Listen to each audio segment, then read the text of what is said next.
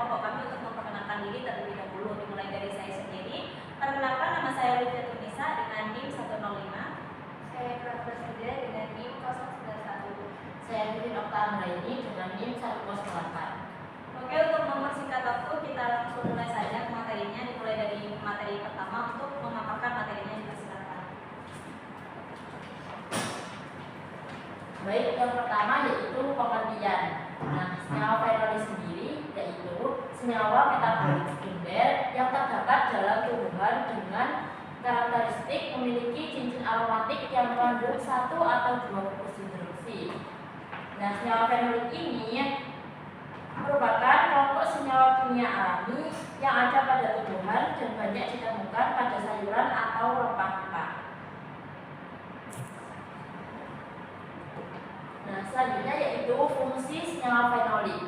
Nah, dalam tumbuhan biasanya senyawa fenolik mempunyai beberapa fungsi. Yang pertama yaitu pengendali tumbuh atau flavonol. Nah, flavonol ini merupakan senyawa fenolik yang berperan dalam mengatur pertumbuhan dan perkembangan tumbuhan. Flavonol bisa mempengaruhi berbagai proses seperti pembentukan akar atau pertumbuhan batang. Selanjutnya yaitu pertahanan atau flavonoid. Nah, flavonoid ini merupakan kelompok senyawa fenolik yang bersifat antioksidan dan dapat melindungi tumbuhan dari kerusakan akibat radikal bebas. Selanjutnya yaitu pembangunan dinding sel atau lignin.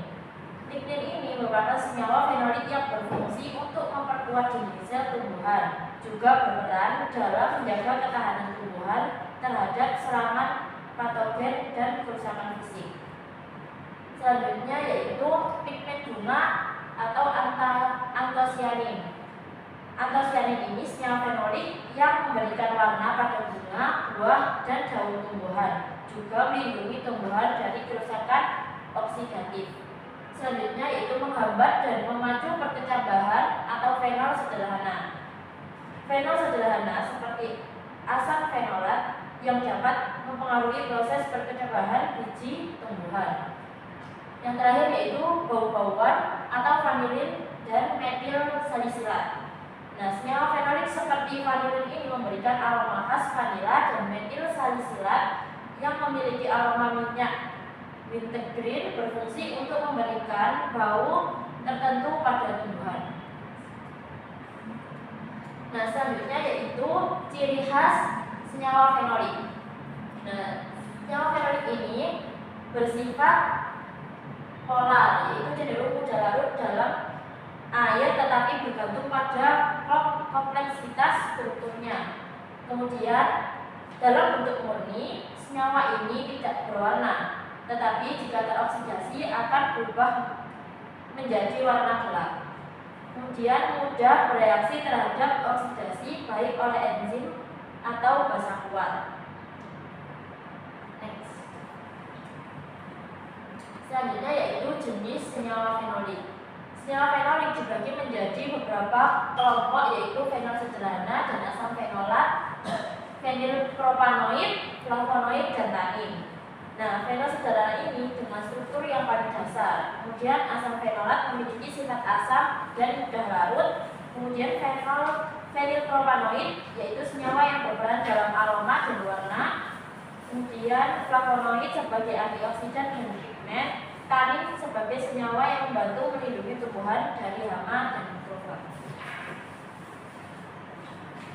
Kemudian fenol sederhana dan asam fenolat. Fenol sederhana dan asam fenolat itu senyawa fenolik dapat dalam bentuk paling sederhana namun jarang terdapat dalam tumbuhan.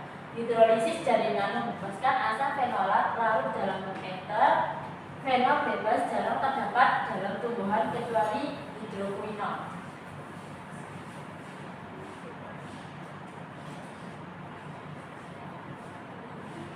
Ini merupakan simbol fenol sederhana dan asam fenolat.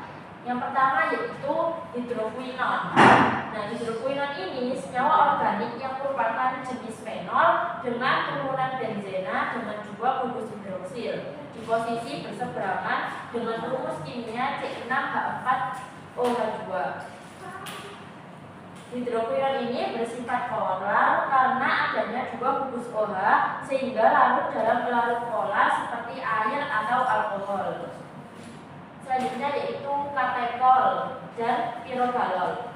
Katekol yaitu memiliki cincin benzena dengan 2 bungkus OH di posisi bersebelahan atau orto. Sedangkan pirogalol memiliki 3 bungkus OH pada cincin benzena, yaitu 2 di posisi orto dan 1 di posisi meta. Kemudian asam salisilat dan asam protakatequat. Nah, asam salisilat ini cincin benzena dengan 1 bungkus OH dan 1 bungkus karboksilat di posisi orto. Kemudian asam protakatequat yaitu sama seperti asam salisilat yaitu cincin benzena dengan 1 bungkus OH dan 1 bungkus karboksilat di posisi orto, tetapi memiliki tambahan bungkus OH di cincin benzena yang menjadikannya lebih polar. Kemudian yang terakhir yaitu vanilin. Vanilin yaitu cincin benzena dengan 3 bungkus yaitu metoksi OH, CHO, kemudian hidroksil yaitu OH, dan aldehyda yaitu H3CO. Selanjutnya yaitu fenilpropanoid. Fenilpropanoid merupakan senyawa fenolik yang memiliki kerangka dasar karbon yang terdiri dari cincin benzen yang terikat pada ujung rantai karbon propana.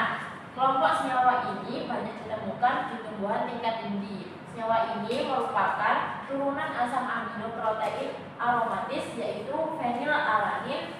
Senyawa asam hidroksisinamat merupakan senyawa golongan fenilpropanoid yang paling banyak tersebar di alam. Contoh senyawa fenilpropanoid lainnya adalah hidroksikumarin, fenilpropona, dan kumarin. Selanjutnya akan dijelaskan oleh rekan saya.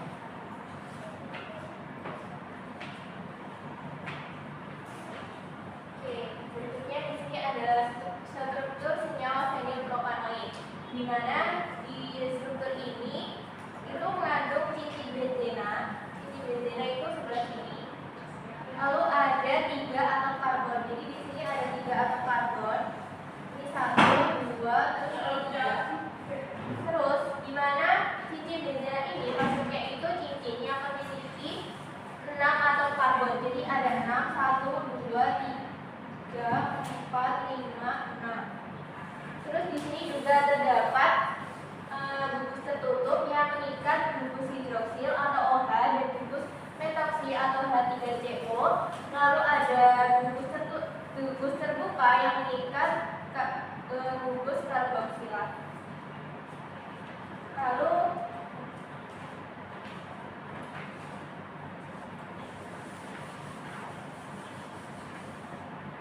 berikutnya yaitu flavonoid. Flavonoid itu merupakan kelompok senyawa yang sangat beragam yang biasanya itu terdapat pada tumbuhan. Nah, senyawa flavonoid yang kompleks itu memungkinkan terjadinya variasi, yaitu tingkat hidroksilasi, alkoxilasi, dan glikosilasi. Di mana tingkat hidroksilasi yaitu penambahan bungkus hidroksil atau OH pada cincin aromatik flavonoid. Gambarnya, contoh gambarnya yaitu quercetin.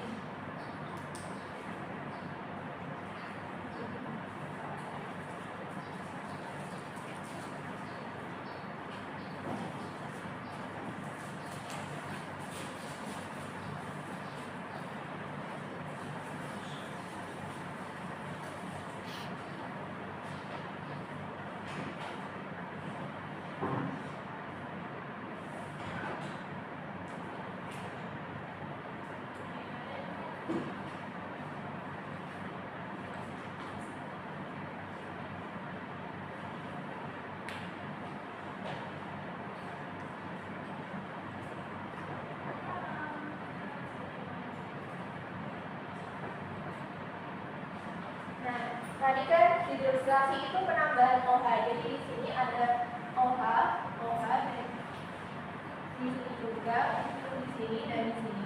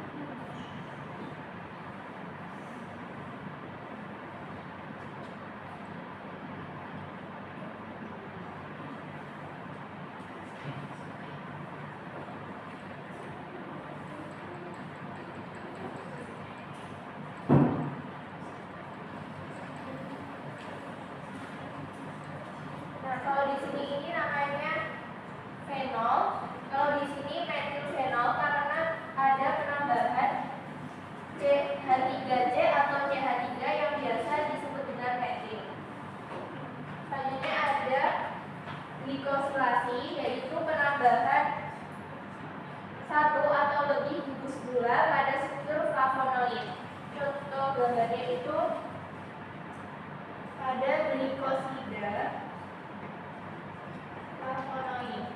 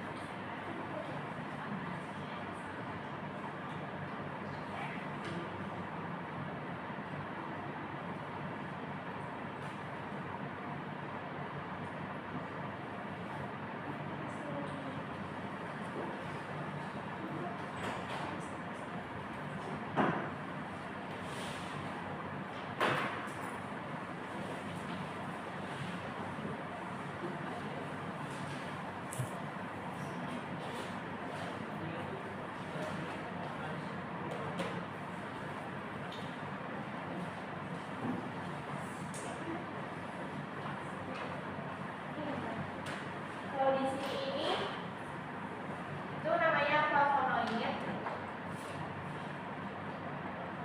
Nah, yang bawah ini namanya adalah gugus gula.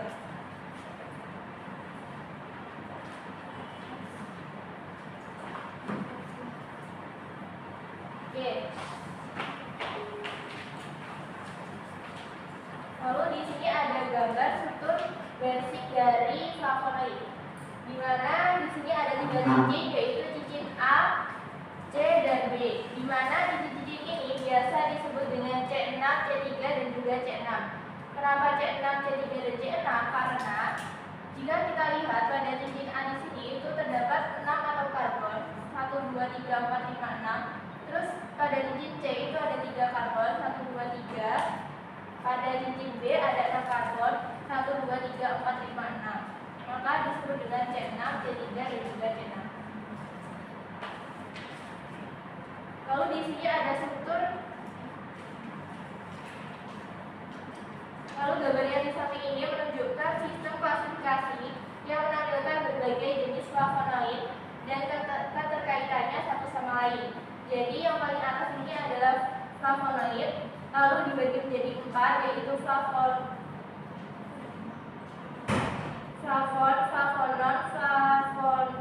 flavanol, terus ada antosianin lainnya. Terus dibagi lagi menjadi proantosianidin dan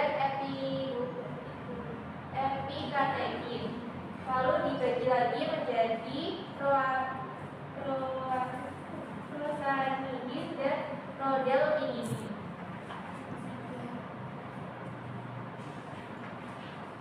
Selanjutnya ada contoh senyawa dari flavonoid. Yang pertama ada antosianin, yaitu pigmen yang berwarna merah, biru, atau ungu yang biasa ditemukan pada bunga dan buah.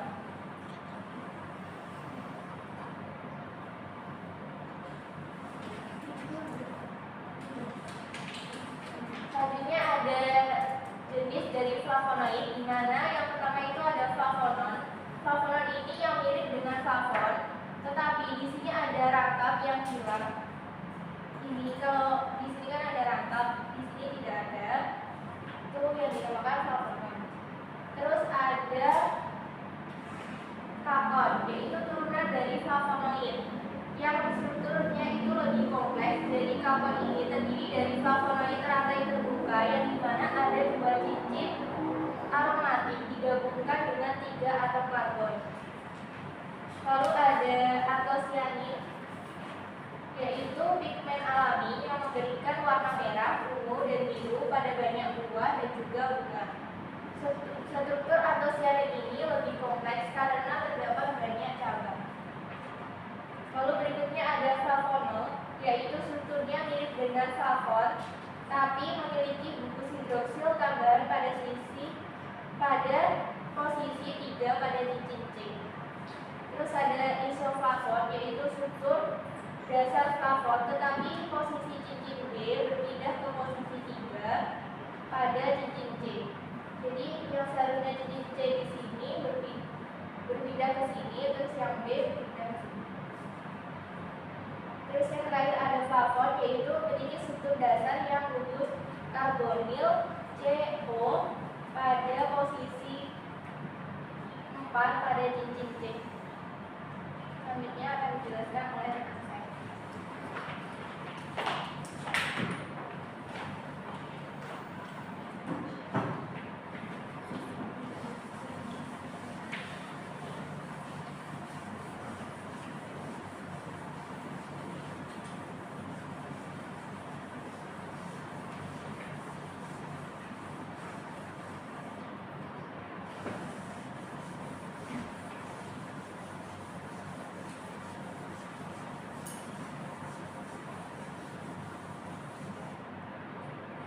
Baik, selanjutnya yaitu tanin. Nah, perlu kita ketahui tanin itu merupakan salah satu senyawa polifenol yang dapat ditemukan dalam tanaman. Nah, tanin itu mempunyai rumus molekul yaitu C76, H52,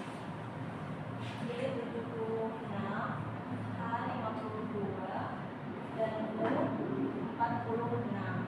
Kemudian senyawa tanin ini membentuk struktur seperti berikut. Contoh struktur sederhananya seperti ini.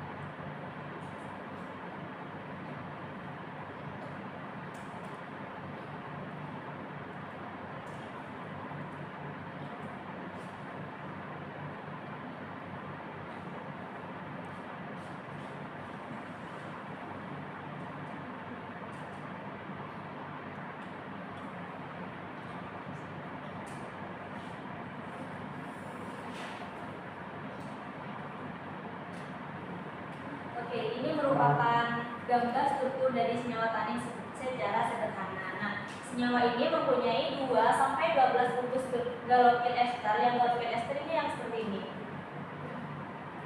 Jadi senyawa tanin ini mempunyai 2 sampai 12 gugus galoil ester yang bertemu pada glukosa yang di tengah ini. Nah, banyaknya gugus galoil ester ini tergantung pada tumbuhan yang digunakan tersebut yang terdapat senyawa taninnya. Nah, kemudian senyawa tanin itu sebagian besar terletak pada vakuola atau dinding permukaan tanaman.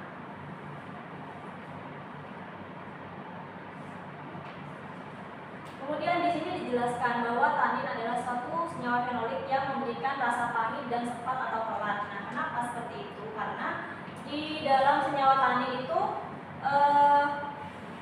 senyawa tanin ini bisa berikatan dengan protein, termasuk protein di dalam air di hidup manusia. Nah, ikatan inilah yang menyebabkan senyawa tanin ini mempunyai kemampuan untuk memberikan rasa pahit dan sepat maupun kelam.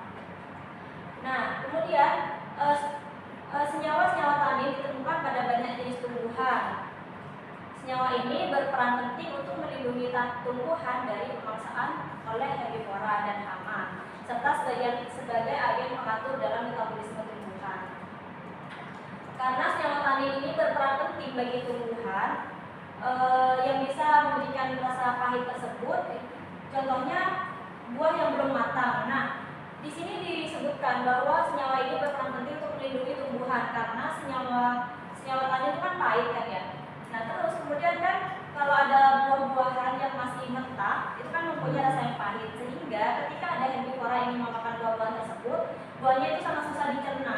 Sehingga kalau susah dicerna, otomatis herbivora tersebut tidak ingin memakan tumbuhan itu lagi. Oleh karena itu, senyawa tanin ini bisa melindungi tumbuhan dari pemangsaan herbivora maupun hama. Kemudian senyawa tanin sebagai agen pengatur dalam metabolisme tumbuhan, karena senyawa tanin ini mempunyai kemampuan untuk menetralisir nutrisi yang ada di dalam senyawa tanin, di dalam tumbuhan.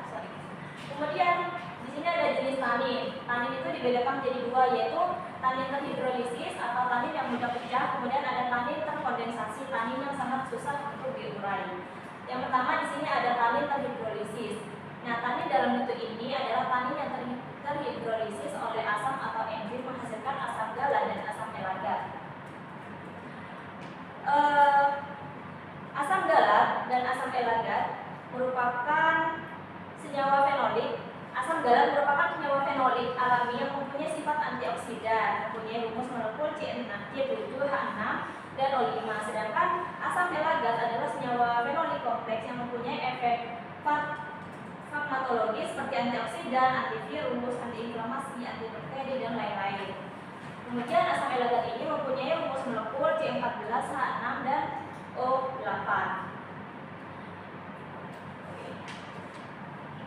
Nah, struktur senyawa asam galat membentuk struktur tertutup atau siklik seperti ini, tidak ada struktur terbuka, membentuk siklik atau disebut dengan benzena, yang bernama hidroksibenzenoat yang mengikat 3 gugus hidroksil, yaitu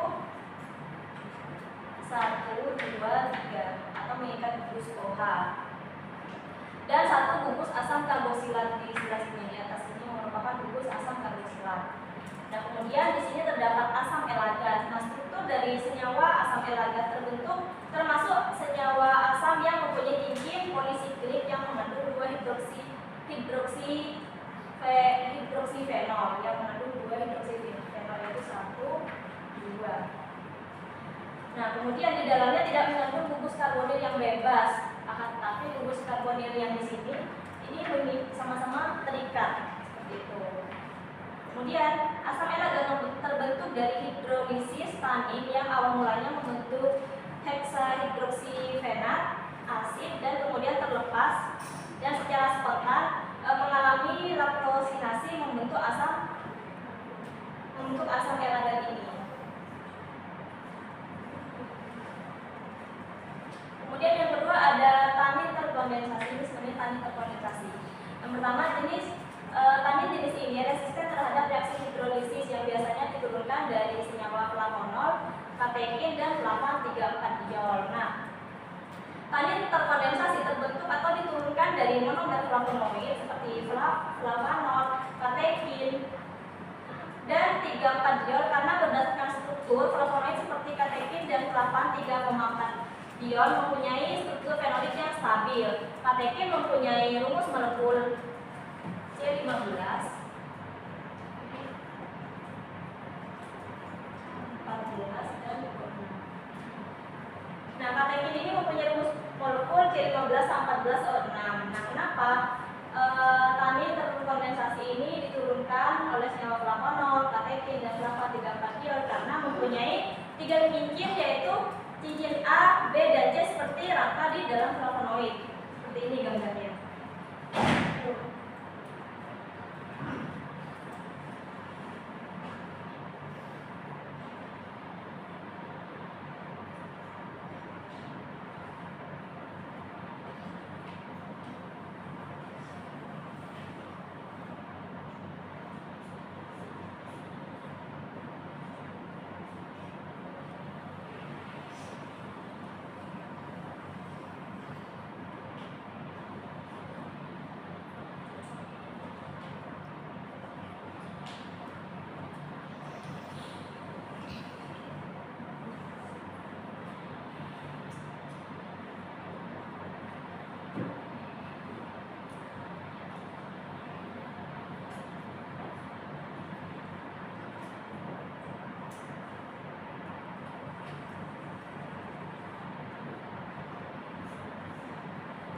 berdasarkan gambar ini terdapat cincin A, cincin B, dan cincin C yang mirip dengan rangka di flavonoid.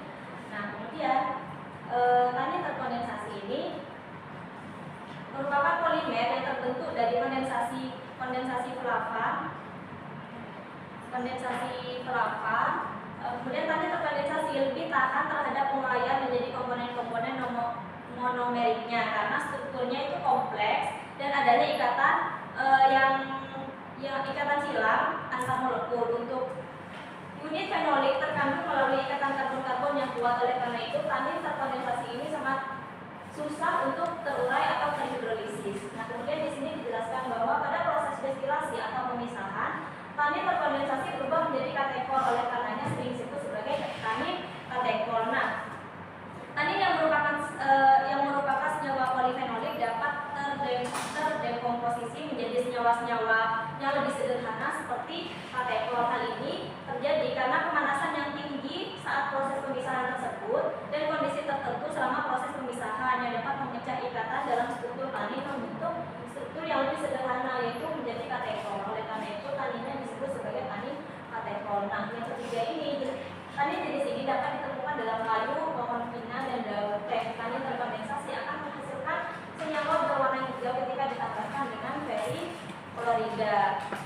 Jadi di kayu, tanin berfungsi untuk memberikan ketahanan terhadap kerusakan di dalam tumbuhan teh. Kemudian tanin berfungsi untuk memberikan rasa dan aroma yang khas. Tanin menghasilkan senyawa berwarna hijau karena terdapat reaksi antara tanin dan ion Fe2+ di dalam larutan feriklorida. Kemudian struktur tanin ini seperti ini, yaitu tanin terkondensasi disebut juga sebagai proantosianidin yang merupakan polimer flavonoid yang dihubungkan melalui C8 dan C4. C8 dan C4 saling terhubung. Semuanya seperti ini. Nah, tiap strukturnya itu disebut sebagai epigalokatekin. Jadi yang ini dan ini semuanya disebut sebagai epigalokatekin. Nah, kemudian identifikasi tanin. Salah satu contoh identifikasi senyawa fenol adalah identifikasi tanin dengan prosedur sebagai berikut, yaitu ekstrak sampel diambil sebanyak 2 mg ditambahkan 2-3 tetes larutan FeCl3 1%. Kemudian ketika dilarutkan, jika menghasilkan warna hijau, kehitaman, atau biru tinta, maka bahan tersebut mengandung tanin. Dengan penambahan larutan gelatin 1%, jika timbul endapan putih berarti mengandung senyawa tanin. Seperti inilah untuk mengetahui apakah tanin itu terdapat di tumbuhan atau tidak. Yang terakhir, terdapat contoh penelitian tanin, kurang lebih contohnya seperti ini.